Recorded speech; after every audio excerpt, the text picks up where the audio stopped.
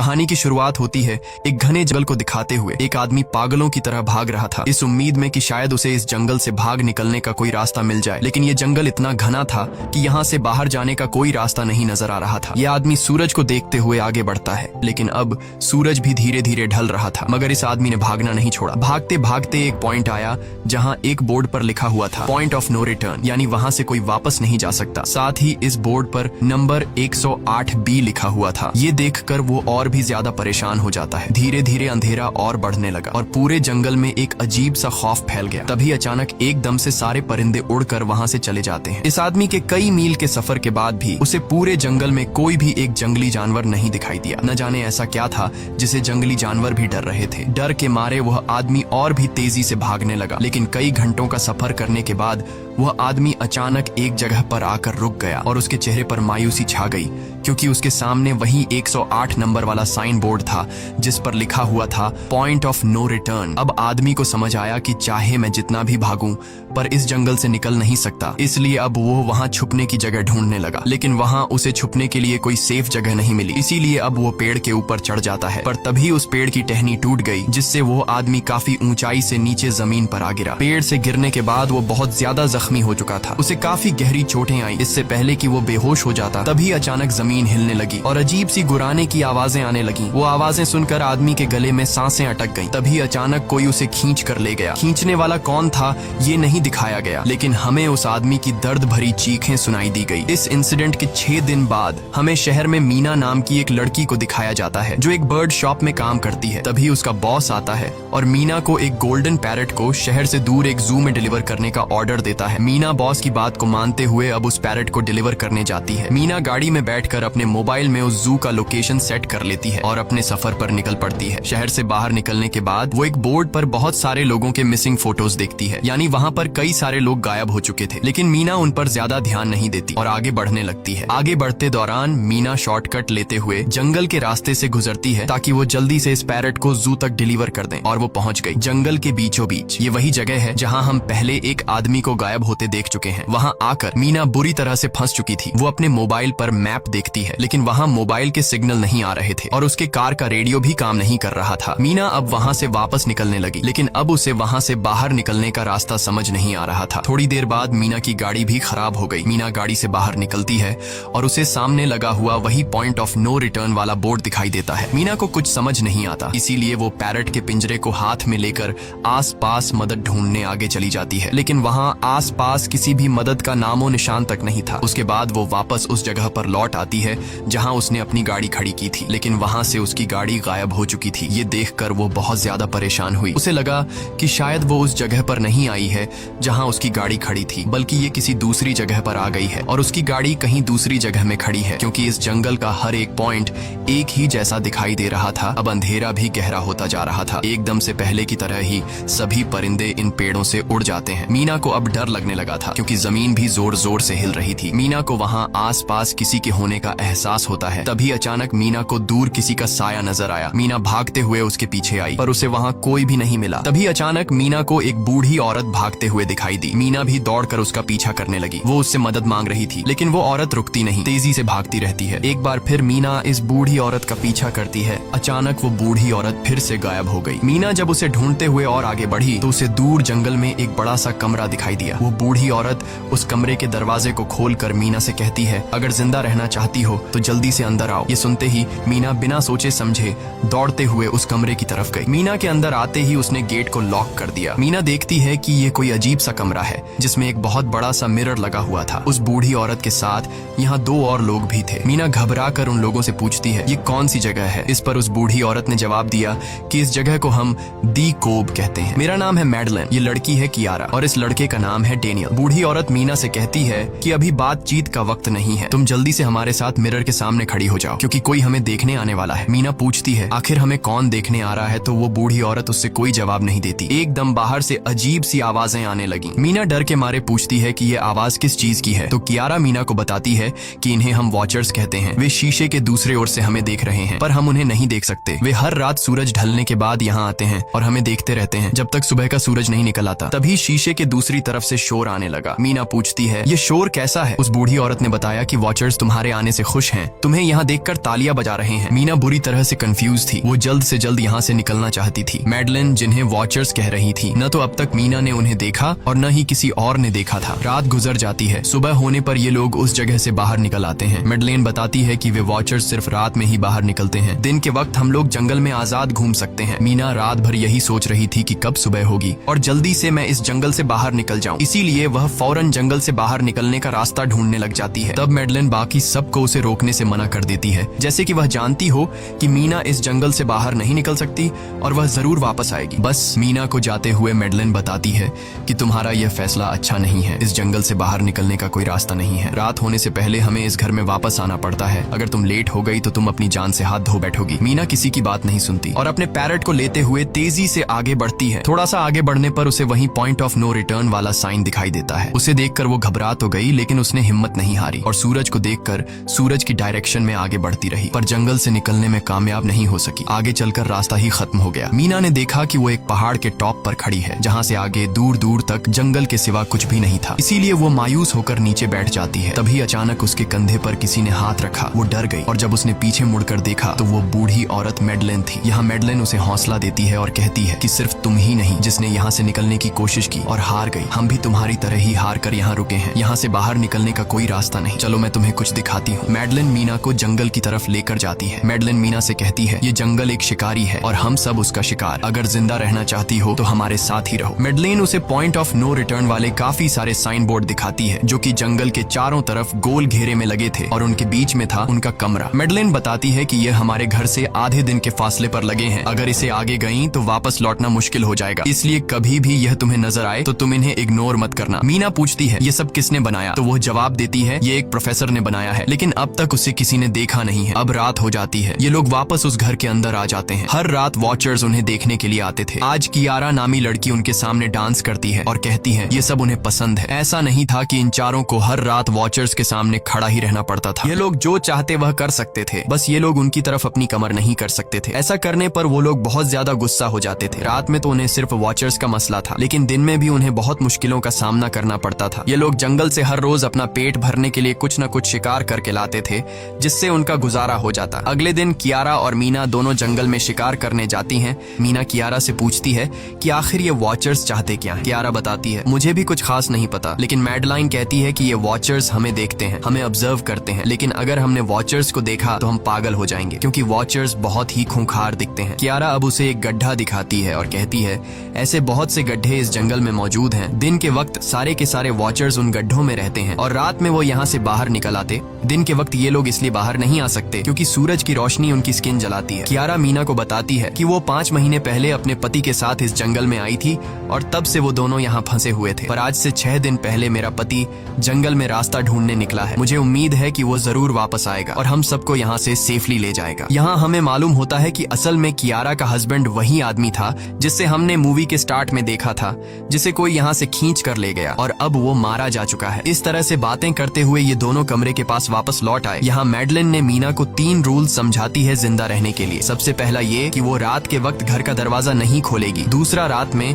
वो आईने की तरफ अपनी कमर नहीं करेगी। और तीसरा ये कि दिन के वक्त वो उन गड्ढों के पास नहीं जाएगी और जितना हो सके रोशनी में रहेगी। जब तक तुम इन रूल्स को फॉलो करोगी तब तक तुम जिंदा रहोगी। लेकिन मीना को मैडलाइन की बातों पर बिल्कुल भी भरोसा नहीं होता। अब उस रात मीना इन वॉचर्स के बारे में जानना चाहती थी, इसीलिए वो शीशे के साथ कान लगाकर आवाजें सुनने की कोशिश करती है। जब उसे कुछ सुनाई नहीं देता तो मीना को मैडलिन की बताई गई वॉचर्स की बातें फेक लगने लगती हैं। इसलिए वह रूल्स को तोड़ते हुए अपनी कमर को शीशे की तरफ करके सो जाती है और ऐसा करने पर इन वॉचर्स को गुस्सा चढ़ जाता है। वो लोग जोर जोर से उस शीशे को मारने लग जाते हैं। शोर से मैडलाइन भी उठ जाती है और वह जल्दी से मीना को शीशे की तरफ खड़े रहने को कहती है और तब जाकर वो वॉचर्स का गुस्सा शांत होता है। यानी जब इंसान वॉचर्स को अपनी पीठ दिखाते हैं तो वह उसे खुद की इंसल्ट मानने लगते हैं। ये रात भी गुजर जाती है और अगले दिन मीना डेनियल के साथ शिकार पर निकलती है। वो डेनियल से पूछती है, क्या आज तक तुमने किसी वॉचर को देखा है? जिस पर डेनियल ने जवाब दिया कि मैंने भी आज तक वॉचर्स को नहीं देखा और जो भी वॉचर्स को देखता है वो जिंदा नहीं बच पाता। तब मीना डेनियल को समझाती है कि मुझे लगता है कि ये सब मैडलाइन की बनाई हुई कहानियां हैं जिसके अंदर वो हमें फंसा रही है। हमें जरूर उन गड्ढों को जाकर चेक करना चाहिए, शायद हमें यहाँ से बाहर जाने का कोई रास्ता मिल जाए। डेनियल भी यहाँ रहकर बहुत ज्यादा तंग हो चुका था और वो भी किसी तरह से रास्ता ढूंढकर इस जंगल से भाग निकलना चाहता था, इसलिए वो मीना की बात मान लेता है और वो दोनों गड्ढे के पास पहुंच जाते हैं। अब मीना अपने आप को रस्सी से बांधकर इस गड्ढे के अंदर उतरती है। रस्सी का दूसरा सिरा डेनियल ने पकड़ा हुआ था ताकि अगर मीना को कुछ भी हो वो जल्दी से मीना को बाहर की तरफ खींच ले। मीना नीचे गड्ढे में पहुंच जाती है जहां उसे बहुत सारा इंसानों का सामान मिलता है। मीना उस सामान को इकट्ठा कर लेती है। ये सारा सामान उन लोगों का था जो जंगल में वॉचर्स के शिकार हो चुके थे। डेनियल रस्सी के सहारे कैमरा, साइकिल और जरूरत का सारा सामान को बाहर ले आता है। मीना अब नीचे इंतजार करती है कि डेनियल कब रस्सी नीचे फेंकेगा और मैं ऊपर चली जाऊंगी। और इससे पहले कि मीना उस गड्ढे से बाहर निकल पाती, उसे गड्ढे के अंदर किसी के आने की हलचल सुनाई देती है। मीना जल्दी से डेनियल को रस्सी नीचे फेंकने की आवाज देने लगती है, लेकिन तभी मीना को पकड़ने के लिए एक वॉचर का हाथ बढ़ने लगता है। पर मीना धूप में खड़ी थी, इसलिए जब उस वॉचर के हाथ पर सूरज की रोशनी पड़ी तो उसका हाथ जलने लगा। इतने में डेनियल ने नीचे मीना के पास रस्सी फेंकी और मीना फौरन जल्दी से बाहर निकल आई। मीना पूरी तरह से डर गई थी। ये लोग उस सारे सामान को लेकर अपनी सेफ हाउस में आ गए, जहाँ मैडलिन ने उससे पूछा, ये सामान तुम्हें कहाँ से मिला? ये लोग झूठ बोल देते हैं कि ये सामान उन्हें इस जंगल से मिला। मैडलिन को इस जंगल में रहते हुए बहुत अरसा गुजर चुका था। वो जानती थी कि ये सामान उसे जंगल से नहीं बल्कि एक गड्ढे से मिला होगा। वो मीना से पूछती है, बताओ तुमने गड्ढे के अंदर क्या देखा? लेकिन मीना उसे कुछ नहीं बताती। ये लोग बहुत खुश थे कि आज रात ये लोग वॉचर्स को देख पाएंगे, क्योंकि मीना को गड्ढे के अंदर एक कैमरा मिला था। डेनियल किसी तरह जुगाड़ करके उस कैमरा को टीवी के साथ अटैच कर लेता है ताकि ये लोग भी टीवी पर वॉचर्स को देख पाएं। मैडलिन बार बार उन्हें समझाती है कि ये तुम लोग गलत कर रहे हो, लेकिन ये दोनों उसकी एक बात भी नहीं सुनते। आज रात ये लोग वॉचर्स के इंतजार में बैठे थे ताकि उन्हें वो देख पाए, लेकिन काफी रात होने के बावजूद भी आज कोई वॉचर उन्हें देखने नहीं आया और अब कुछ देर बाद उनके साथ कुछ अजीब सा होने वाला था। ये लोग बातचीत में मसरूफ थे कि तभी उनका दरवाजा खटखटाया जाता है, यानी दरवाजे पर किसी ने दस्तक दी। उन्होंने जल्दी से टीवी की तरफ देखा तो वहां उन्हें इंसानी टांगे दिखाई दे रही थीं। बाहर जो कोई भी था वो कियारा के हस्बैंड की आवाज में बात कर रहा था और वो जल्दी से दरवाजा खोलने को कह रहा था। कियारा को लगा कि जरूर उसका हस्बैंड यहाँ से बाहर निकलने का रास्ता ढूंढ आया है। वो जल्दी से उठकर दरवाजा खोलने के लिए जाती है, लेकिन मैडलिन बीच में आकर दरवाजा खोलने नहीं देती। वो कहती है कि मैं जानती हूँ बाहर तुम्हारा हस्बैंड नहीं है, क्योंकि मैडलिन जानती थी कि रात के इस अंधेरे में कोई भी इंसान इस कमरे तक नहीं पहुंच सकता। लेकिन कियारा को मैडलिन की बातों पर यकीन नहीं होता और वो दरवाजा खोलने की कोशिश करती है, जिसके बाद मैडलिन कियारा से कहती है कि वो तुम्हें फंसा रहा है, तुम उसका इम्तिहान ले लो, तुम उसे कोई ऐसी बात पूछो जिसके बारे में सिर्फ तुम या तुम्हारा हस्बैंड जानता हो। कियारा बाहर खड़े हुए इंसान से एक किताब के बारे में सवाल करती है जिसके बारे में उसे पता होना चाहिए था, लेकिन जब बाहर खड़ा हुआ इंसान कोई जवाब नहीं देता तो ये समझ जाते हैं कि ये वॉचर ही है। ये लोग जब दरवाजा नहीं खोलते तो वॉचर उनके बाहर लगाए हुए कैमरा को तोड़ देता है और यहाँ हमें एक बात पता चलती है कि वॉचर्स इंसान के रूप में भी खुद को बदल सकते हैं। वॉचर्स उनकी इस हरकत पर बहुत ज्यादा गुस्सा हो गए थे। वे बहुत तेजी से शीशे को मारने लगे जिससे शीशे में एक बड़ा क्रैक भी आ जाता है, लेकिन यहाँ मैडलिन समझदारी दिखाते हुए सबको लाइन से शीशे की तरफ खड़ा कर देती है, जिससे वॉचर्स का गुस्सा थोड़ा बहुत ठंडा हो जाता है और वे वहाँ से चले जाते हैं। अब यहाँ मीना मैडलिन को बताती है कि हमने गड्ढे में से ये सारा सामान चुराया था। ये सुनकर मैडलिन बहुत ज्यादा गुस्सा हो जाती है कि तुम लोगों ने दूसरा रूल भी तोड़ दिया। अगली सुबह मैडलिन उस गड्ढे से लाया हुआ सारा सामान उठाकर वापस उसी गड्ढे में फेंक देती है, जिससे उन वॉचर्स का गुस्सा थोड़ा शांत हो जाता है। मगर अब इन लोगों को जंगल में बहुत ही ज्यादा अजीब चीजें दिखाई देना चालू हो गई थी और उसका सबसे ज्यादा असर डेनियल पर होता है। डेनियल अचानक बात बात पर बहुत ज्यादा गुस्सा करने लग जाता है। दूसरी तरफ कियारा, जिससे पहले उम्मीद थी कि उसका हस्बैंड जिंदा है और वो यहाँ आकर उसे यहाँ से बचा लेगा, लेकिन अब उसे पता चल चुका था कि उसका हस्बैंड अब वापस नहीं आएगा, जिसकी वजह से वह अंदर ही अंदर पूरी तरह से टूट चुकी थी और वो डिसाइड करती है कि वह वॉचर्स के इन गड्ढों में कूदकर अपनी जान दे देगी, क्योंकि अब उसके पास जीने की कोई वजह नहीं रही। वह ऐसा करने ही वाली होती है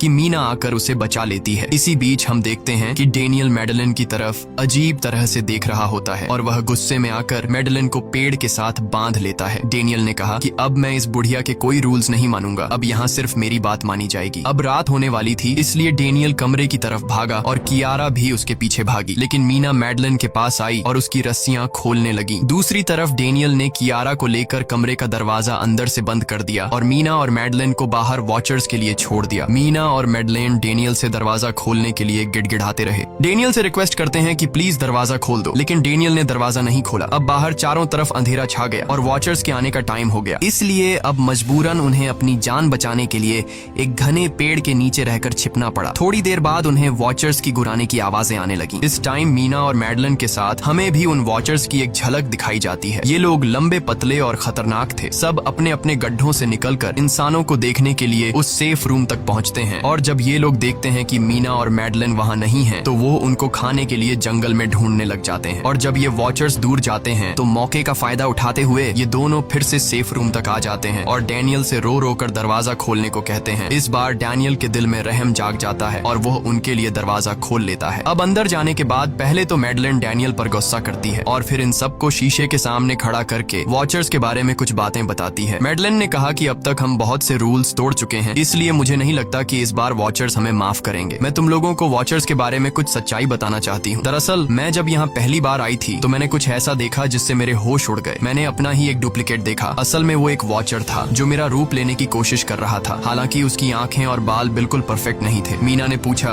कि आखिर ये वॉचर्स हैं क्या चीज, जिस पर मैडलिन ने जवाब दिया कि ये सारे क्रीचर्स फेरीज हैं जो किसी जमाने में इंसानों के साथ मिलकर रहते थे। फेरीज पंखों वाले एक जादुई जीव थे, लेकिन वक्त गुजरने के साथ इंसानों को फेरीज की शक्तियों से डर लगने लगा। इसीलिए इंसानों ने फेरीज को खत्म करने का सोचा। इंसानों की तादाद ज्यादा थी, इसलिए फेरीज इंसानों का मुकाबला नहीं कर पाए। इंसानों ने इन फेरीज को जंगल में एक बहुत बड़े गड्ढे के अंदर कैद कर लिया और उन्हें श्राप से हमेशा हमेशा के लिए इस गड्ढे में बंद कर दिया। उसके बाद फेरीज कई 100 सालों तक उस गड्ढे में कैद रहे, लेकिन फिर वक्त के साथ उन्होंने जमीन के अंदर खुदाई करके निकलने के रास्ते बना लिए। आज वही फेरीज वॉचर्स के रूप में गड्ढों से निकलकर हमारे सामने आते हैं। हालांकि कई 100 सालों तक जमीन के अंदर रहने की वजह से उन्होंने अपने पंख और जादुई शक्तियां खो दी और साथ ही उन्हें सूरज की रोशनी से तकलीफ होने लगी, लेकिन अब भी उनमें रूप बदलने की शक्ति है। इस पर डैनियल ने मैडलिन से पूछा कि ये वॉचर्स हमसे क्या चाहते हैं और ये हर रात हमें देखते क्यों हैं, जिस पर मैडलिन ने बताया कि ये वॉचर्स एक बार फिर से जंगल से निकलकर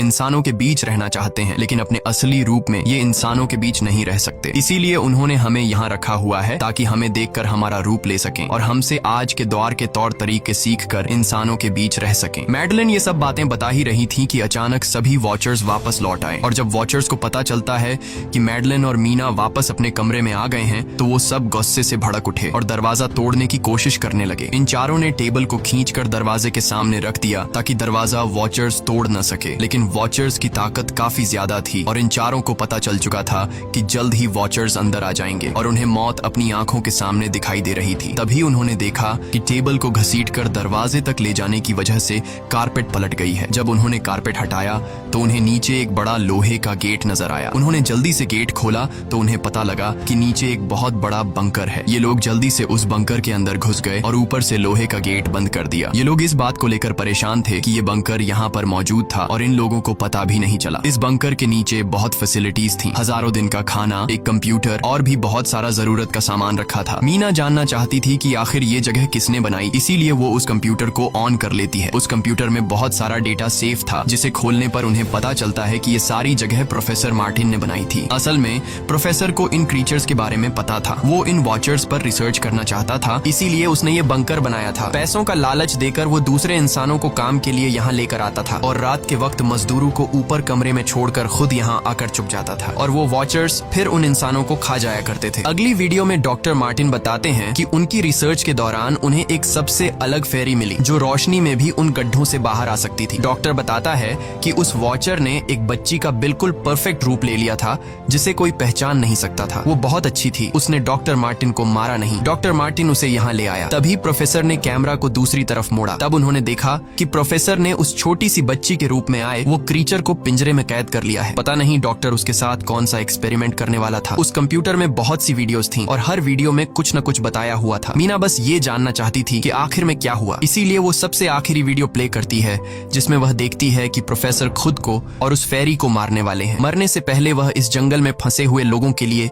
यहाँ से निकलने का रास्ता बता देता है और कहता है कि शाम में जिस डायरेक्शन में परिंदे भागते हैं उस डायरेक्शन में भागने से वे लोग इस जंगल से निकल सकते हैं। उसने इस रिकॉर्डिंग मैसेज में कहा था कि अगर कोई इस जंगल से निकलने में कामयाब हो गया तो यूनिवर्सिटी में जाकर मेरी सारी रिसर्च तबाह कर देना। मैंने यहाँ आकर बहुत बड़ी गलती गलती कर दी। उसके बाद प्रोफेसर ऊपर चले गए और फिर 2 गोलियों की आवाज आई, जिससे उन्हें समझ आया कि प्रोफेसर ने पहले उस फेरी को मारा और फिर खुद को गोली मार दी। आज रात ये चारों बहुत खुश थे क्योंकि उन्हें इस जंगल से जान छुड़ाने का रास्ता मिल गया था। अगली सुबह सभी लोग अब बंकर से बाहर निकलते हैं तो देखते हैं कि उनका सेफ हाउस उन वॉचर्स ने पूरी तरह तबाह कर दिया है और आज के दिन उन्हें लाजमी इस जंगल से निकलना होगा, वरना ये लोग मारे जाएंगे क्योंकि रात को अब उनके पास छिपने के लिए कमरा भी नहीं बचा था। ये लोग अब यहाँ जंगल से निकलने के रास्ते में बढ़ने लगते हैं। वो परिंदे जिनके बारे में प्रोफेसर बता रहे थे वे तो शाम को उड़ने वाले थे, लेकिन उन्हें शाम होने से पहले जंगल से बाहर निकलना था। इसलिए मीना अपने पास मौजूद पैरट को आजाद कर देती है। जिस डायरेक्शन में वह उड़ता है उसी डायरेक्शन में ये लोग चलने लग जाते हैं। चलते हुए रास्ते में ही उन्हें एक कब्र मिली। मैडेलिन उस कब्र को देखकर बताती है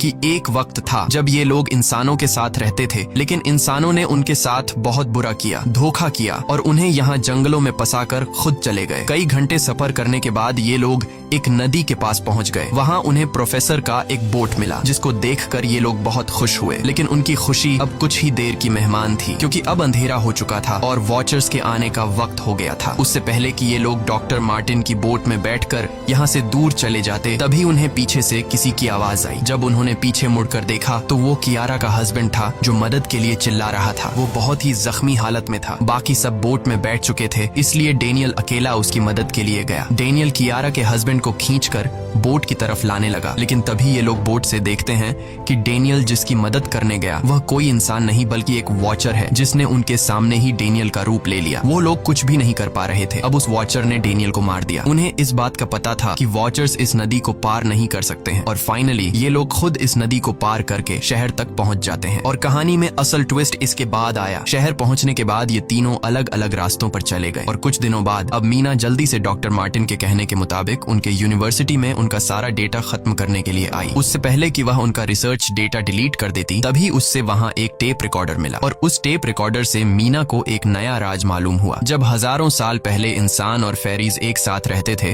तो तब उनकी शादी भी हुआ करती थी। इंसान और फेरी के मिलन से जो बच्चे पैदा होते थे उनमें इंसान और फेरी दोनों के गुण होते थे। उन्हें हाफलिंग्स कहा जाता था। उन हाफलिंग्स में एक खासियत थी कि वे रूप बदलने में इतने माहिर होते थे कि वे किसी मरे हुए इंसान का रूप भी बदल सकते थे। प्रोफेसर का मानना था कि जब इंसानों ने फेरीज को जंगल के अंदर गढ़ों में कैद कर लिया था, तब हाफलिंग इंसानों के बीच अपना रूप बदलकर चुपके से रहने लगे और वो आज भी किसी न किसी रूप में इंसानों के बीच मौजूद है। मीना जब प्रोफेसर के ऑफिस में आई और वहाँ पर जांचबीन करने लगी तो वहाँ उसके हाथ कुछ ऐसी तस्वीरें लगी जिसने उसके होश उड़ा दिए। उसने देखा कि तस्वीर में जो प्रोफेसर के साथ लेडी खड़ी है वो कोई और नहीं बल्कि मैडेलिन है और असल में मैडेलिन प्रोफेसर की वाइफ है। वो कंफ्यूज हो जाती है कि मैडेलिन ने उसे यह बातें क्यों नहीं बताई। इस भारी कंफ्यूजन को शेयर करने के लिए वो कियारा के पास आती है और उसे बताती है कि जिस मैडेलिन से हम जंगल में मिले थे वो असल में प्रोफेसर मार्टिन की वाइफ है, लेकिन उसने हमें यह सच्चाई इसलिए नहीं बताई क्योंकि वो खुद एक इंसान नहीं बल्कि एक रूप बदलने वाली फेरी थी। मैंने जब रिसर्च किया तो मुझे पता चला कि काफी साल पहले प्रोफेसर की वाइफ